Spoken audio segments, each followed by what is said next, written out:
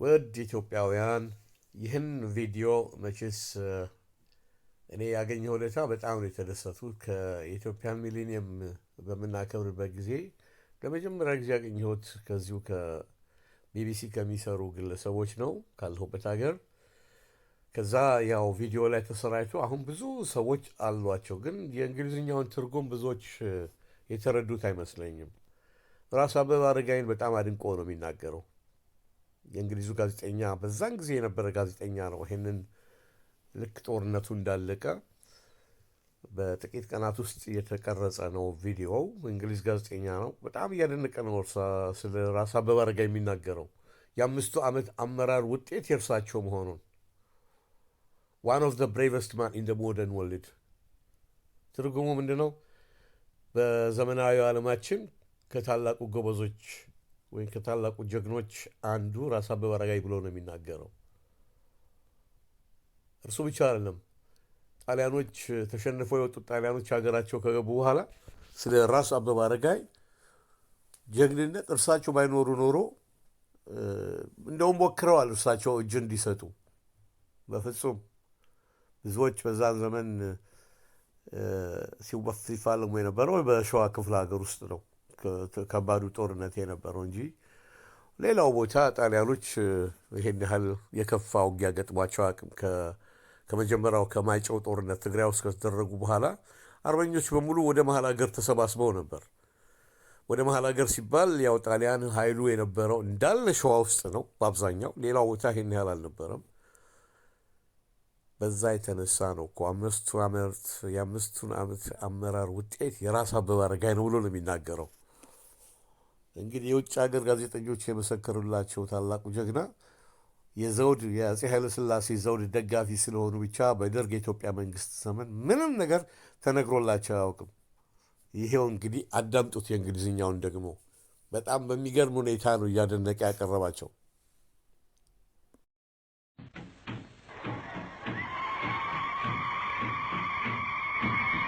They saddled their horses and mules, harnessed them in the fierce bits of war, and hurried to the chieftain's camp. This was the Abyssinian mobilization, the formation of the famous Patriot Army in its rags and its bare feet, which struck such fear into the Italians and crumbled their resistance behind the battle. Where at Keren and on the Juba River, in Asmara and Harar, the British regular war machine was pounding their wearied troops.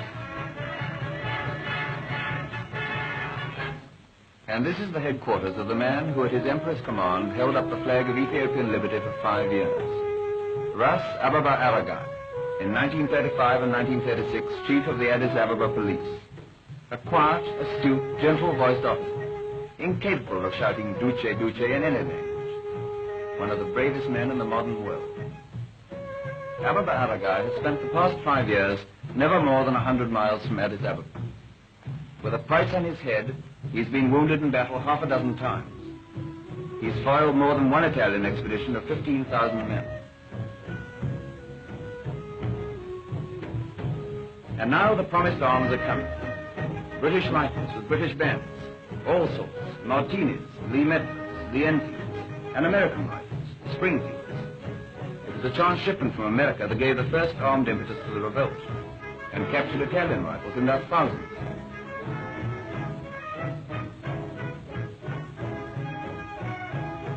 Few lost lessons in guerrilla warfare from the Ras Ababa Aragai. Don't be foolish, he says, as many of you were in 1935 and 1936.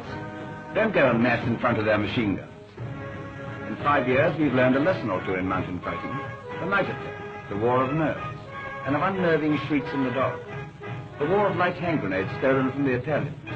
The attack on the flank, the ambush from the stone sand. That long hair on your heads is the badge of the Albanian, the Ethiopian guerrilla fighter. It is the outward sign of your form as irregular soldiers. Now into the lorries, troops, rifles, bayonets, provisions and all. And we'll show the Italians what we mean by Ethiopian independence. The Patriot armies whip up their arms, food and drink. Beer made of Abyssinian barley, called tala, and mead made of Abyssinian honey, called cage. Meanwhile, the Ras gives orders to his staff. The women bring small sacks of millet to cook cakes, and the dried peas called shimbala that are Ethiopia's hardest rations. The women and the children are going to battle with the men. The little boy carries his father's rifle until the moment when father thinks that he can draw a bead on an eye. If father dies, then the rifle belongs to the little boy. Mother and son will give father a good Christian burial on the battlefield. They're stoical, but they're optimistic also. Perhaps they think it'll be the Italian who will lie stiff under our independent African stars.